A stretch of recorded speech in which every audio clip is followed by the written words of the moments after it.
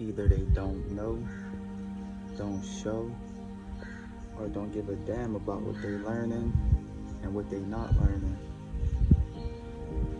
Now, I've been in Africa for 17 months, and in these 17 months, I have grown in addiction. I have become addicted to peace. Oh man, this place is so peaceful that it almost brings me to tears to ever think about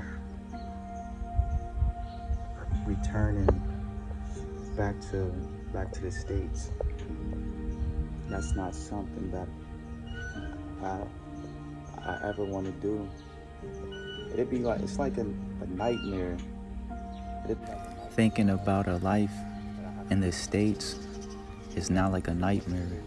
And blue eyes and green eyes.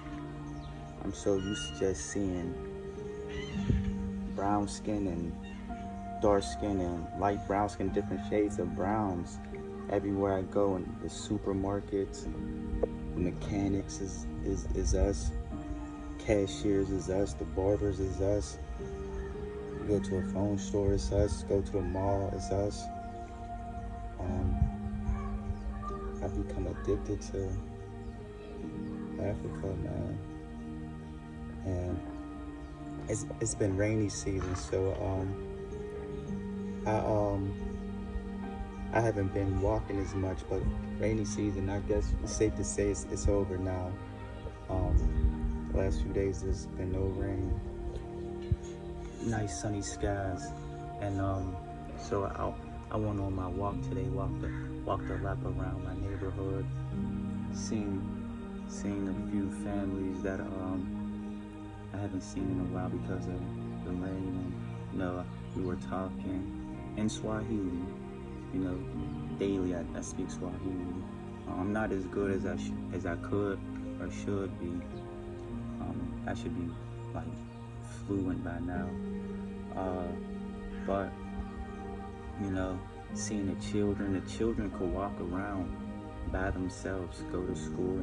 They're little and they're just walking by themselves. They speak and I speak to them, and they stare in curiosity. And then when I come back in front of the crib, I'm sitting down outside the gate, just catching the sun, and people walk by, ride by, throw the deuces up, say Kamakawa, Zasahizi, them is greetings in Swahili.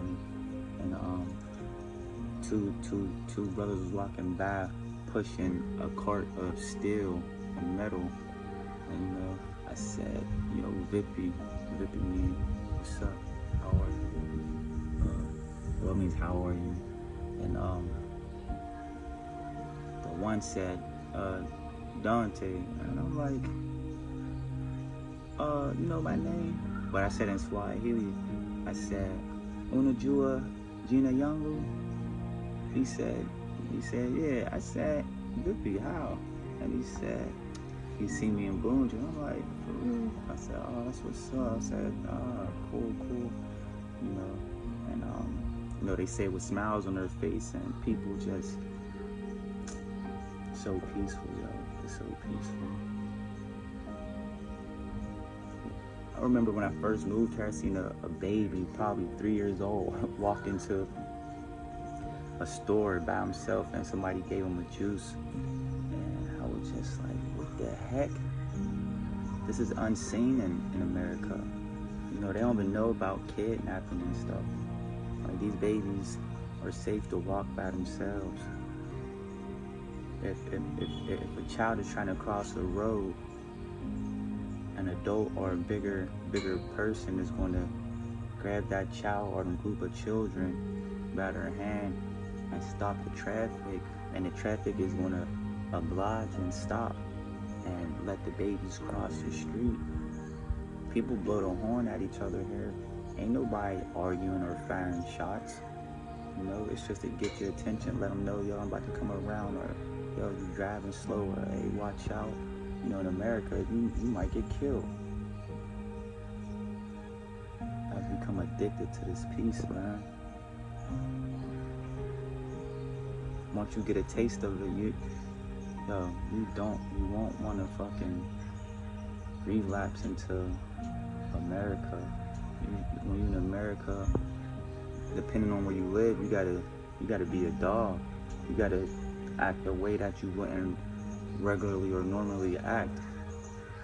I like to be at peace, but in America, you gotta keep a mean mug on sometimes, or a lot of the times, and just be on guard. I just walked around barefoot. I just walked around my whole neighborhood barefoot, sandy roads. America, you gotta keep sneakers on your feet and get ready to flight or fight. And I don't never want to be around that shit, man. They lied to us about Africa, man. My biggest regret about moving to Africa is not moving soon enough.